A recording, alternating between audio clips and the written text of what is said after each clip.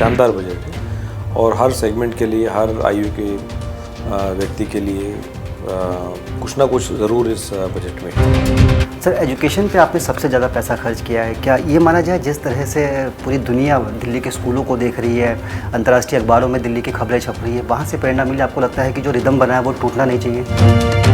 जो अच्छा काम चल रहा है उसको आगे बढ़ाते हुए जितने भी फंड्स की रिक्वायरमेंट एजुकेशन में थी वो दिया जी, और जितनी हेल्थ में थी वो दिया। कूड़े का पहाड़ एक बड़ा चुनावी मुद्दा था आप लोगों को और आपने कहा हमें मौका दीजिए, हम तीनों पहाड़ खत्म कर देंगे। बीजेपी 15 साल में नहीं कर पाई, क्या मैजिक करने वाले आप लोग? नहीं, उसको हम बहुत क्लोजली मॉनिटर कर रहे हैं। सीएम साहब खुद पर्सनली विजिट कर रहे हैं, ऑफिसर्स से बात कर रहे हैं। तो और हमने कहा है कि अगले 2 साल में वो जो कूड़े के पहाड़ हैं उन्हें ख़त्म कर देंगे। यमुना की सफाई भी एक बड़ा मुद्दा है। बिल्कुल मुद्दा है, और अगर यमुना साफ़ नहीं है फिर हम दिल्ली भी साफ़ नहीं है। बीजेपी आपके बजट को बेदम बता रही है। वो कह रही है कि 78,000 करोड़ के बजट में नई घोषणाएं नहीं है। वो तो ये भी कह रहे थे कि हमारा जो DIP का बजट है वो हमारे कैपिटल उससे ज़्यादा है। वो कुछ भी कह सकते हैं बीजेपी वाले। वो सीएम साहब ने कहा तो अनपढ़ों की जमात है, ऊपर से लेके नीचे तक।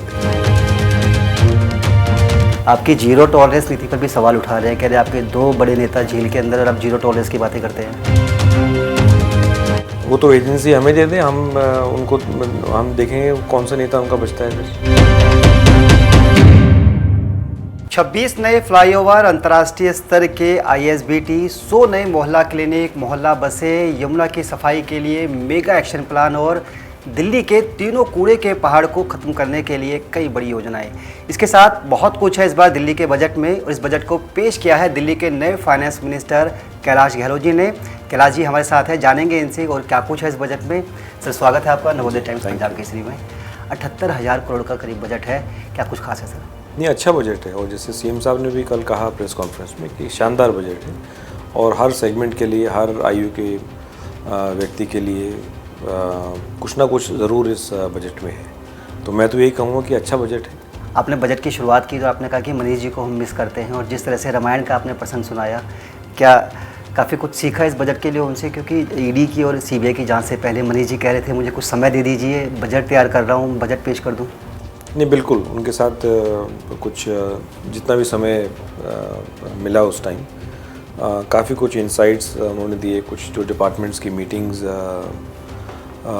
भी उनके साथ की, तो उसमें काफ़ी कुछ इंसाइट मिला और सीखने को मिला। सर, एजुकेशन पे आपने सबसे ज़्यादा पैसा खर्च किया है। क्या ये माना जाए जिस तरह से पूरी दुनिया दिल्ली के स्कूलों को देख रही है, अंतर्राष्ट्रीय अखबारों में दिल्ली की खबरें छप रही है, वहाँ से प्रेरणा मिली, आपको लगता है कि जो रिदम बना है वो टूटना नहीं चाहिए?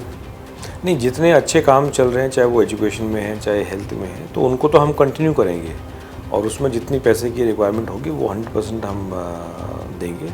तो उसी को जो अच्छा काम चल रहा है उसको आगे बढ़ाते हुए जितने भी फंड्स की रिक्वायरमेंट एजुकेशन में थी वो दिया जी, और जितनी हेल्थ में थी वो दिया, और उसके साथ साथ फिर हम जो एरियाज़ हैं उनको हम और बढ़िया, जैसे ट्रांसपोर्ट में पिछले 4-5 साल से बढ़िया काम हो रहे हैं जी, तो उसको विल टेक इट फॉरवर्ड। आपने ट्रांसपोर्ट की बात कही, ये मोहल्ला बस क्या है सर? ये कॉन्सेप्ट यूनिक है। मोहल्ला बस आपको याद होगा कि काफ़ी जगह से ये डिमांड आती है कि कुछ एरियाज़ दिल्ली में ऐसे हैं जिनमें सड़कें छोटी हैं,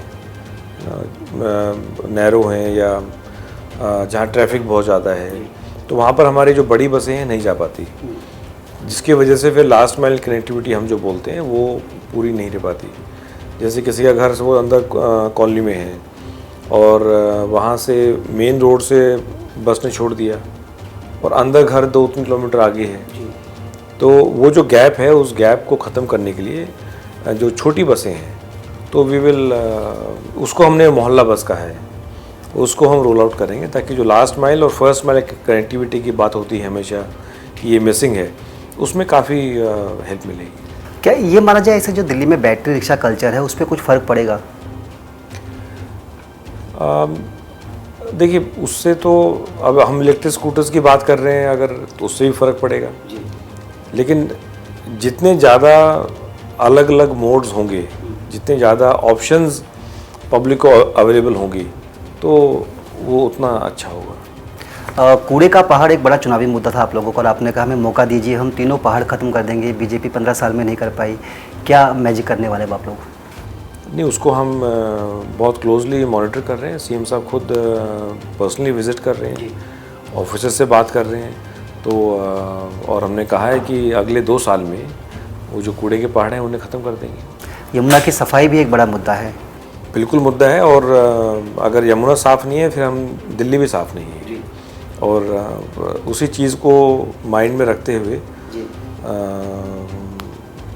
हमने वो जो डिटेल्ड प्लान हमने जिसका मैंने जिक्र भी किया बजट स्पीच में, तो उसको हम एक्शन करके विल इंश्योर कि जो हमने कमिटमेंट किया है कि दिल्ली का जितना गंदा पानी है वो हम यमुना में नहीं जाने देंगे, उसको ट्रीट करके ही उसको यमुना में छोड़ेंगे।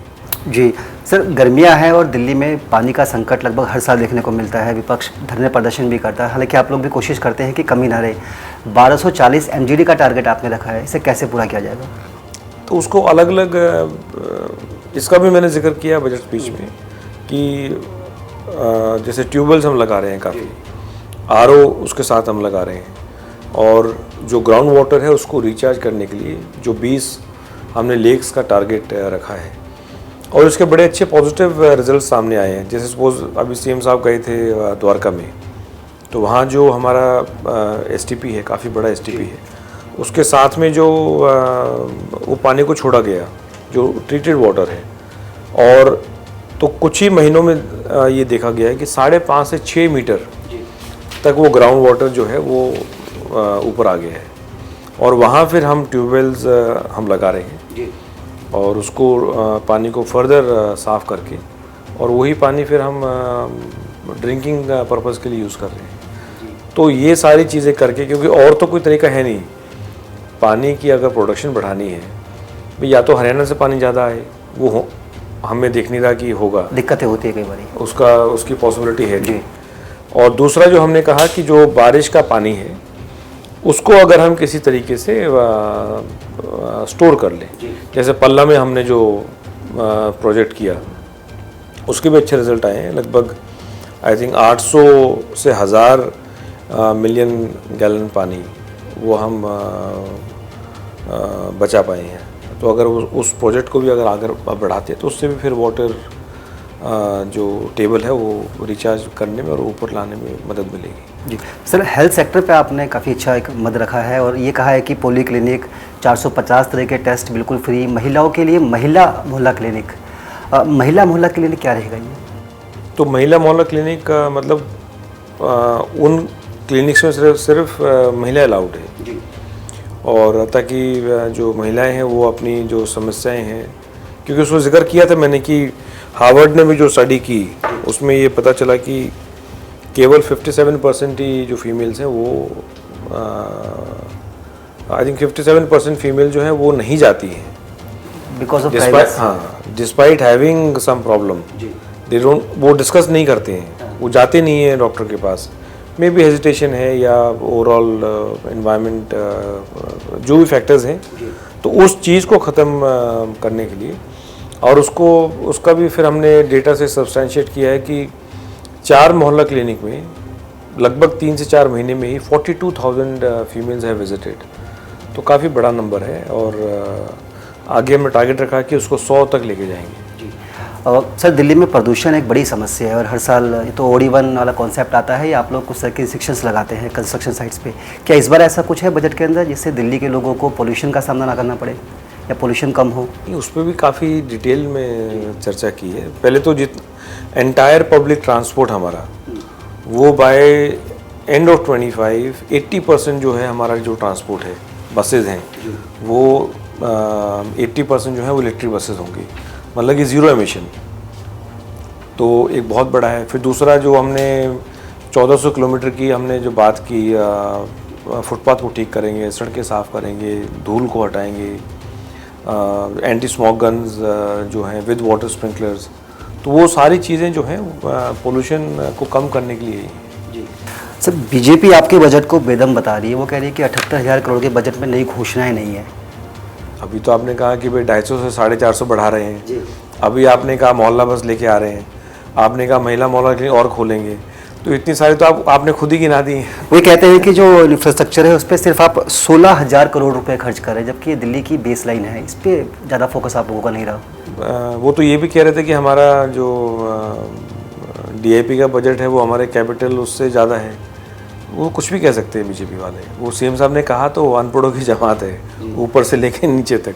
आपकी जीरो टॉलरेंस नीति पर भी सवाल उठा रहे हैं, कह रहे हैं आपके 2 बड़े नेता झील के अंदर और आप जीरो टॉलरेंस की बातें करते हैं। वो तो एजेंसी हमें दे दें, हम देखेंगे कौन सा नेता उनका बचता है फिर। सर एक आखिरी सवाल, क्योंकि आपने कहा कि अगले साल हम चाहते हैं कि मनीष जी ही बजट को पेश करें और दिल्ली भी उनको मिस कर रही है, तो क्या ये माना जाए कि आप बहुत ज़्यादा इंटरेस्टेड नहीं है फाइनेंस मिनिस्ट्री में, या आप ऐसी दुआ करते हैं मनीष जी बाहर आ जाएँ? नहीं, it is not about interest, it is we all believe and we are 100% sure कि चाहे वो मनीष जी हैं चाहे सिंधु जैन जी, उनको पॉलिटिक्स के चलते हुए उनको आज जेल में डाला हुआ है।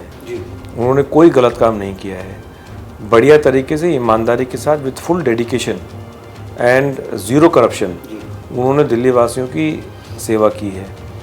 ये तो एजेंसीज़ का मिसयूज़ करते हुए उनका सिर्फ एक ही मकसद है, किस प्रकार से अरविंद केजरीवाल को कमज़ोर किया जाए, अरविंद केजरीवाल को काम ना करना दिया जाए, आम आदमी पार्टी को ग्रो ना करना दिया जाए। वो सिर्फ ये सारे उनके पास हथकंडे हैं, उनको अपना रहे हैं। तो अगर वो बाहर आएंगे तो आप कंटिन्यू करेंगे फाइनेंस मिनिस्ट्री? नहीं, I will look after transport department, जो पोर्टफोलियोज मेरे पास हैं।